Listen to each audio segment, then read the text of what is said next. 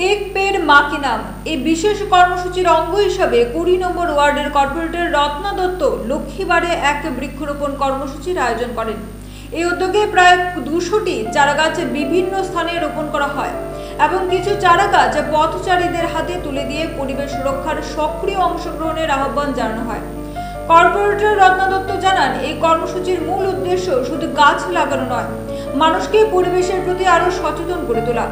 রাজ্যবাসী প্রত্যেকে নিজ নিজ উদ্যোগে অন্তত একটি গাছ যেন লাগান ও তার যত্ন নেন। এর ফলে পরিবেশের ভারসাম্য রক্ষা হবে। স্থানীয় বাসিন্দারা এই উদ্যোগে সাধুবাদ জানান।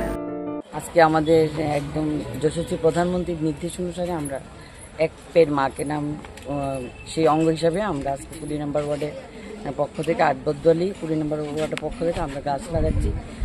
কমে আমরা ২০০ গাছ লাগাবো। কালীবাড়ি park, Jagannathbari park, Shibbari park, নানাখানে আমাদের ৮টা বুথ আছে। বুথের প্রতিটি জায়গায় আমরা গাছ লাগাবো। কারণ আমরা করোনাকালে যে পরিস্থিতি দেখেছি, সেই পরিস্থিতি এখনও আমরা ভুলতে পারছি না। যে অক্সিজেনের যে অভাব, এই অভাবকে পূর্ণ করার জন্য আমাদের যশস্বী প্রধানমন্ত্রী এই স্বচ্ছতার উপর আমাদের বৃক্ষরোপণ সবার ঘরে ঘরে বাড়িতে একটা করে বৃক্ষ লাগালে উনি এই বার্তা দিয়েছেন সবাই মাকে নাম এক পেড় লাগানোর জন্য।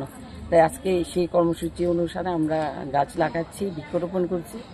আমরা নির্দিষ্ট শুধু আমরা না, প্রত্যেকটি ওয়ার্ড, প্রত্যেকটি বুথ, স্টেট, ডিস্ট্রিক্ট সবখানে আজকে এক পেড় মাকে নাম আমরা লাগানোর চেষ্টা করছি। কারণ গাছ লাগালেই হলো না, গাছ যেভাবে নষ্ট হচ্ছে, যেভাবে কাটা হচ্ছে, তাই কাটার ফলে আমরা যে বৃক্ষরোপণ করছি সেই জন্য আমরা অক্সিজেন ভালো করে পাবো।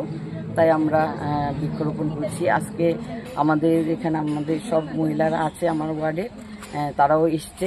নানা জায়গায় আপনি দেখতে পাবেন সবখানে বৃক্ষরোপণ হচ্ছে। কারণ স্বচ্ছতাকে সুন্দর রাখার, পরিবেশকে সুন্দর রাখার জন্য বৃক্ষ খুব দরকার।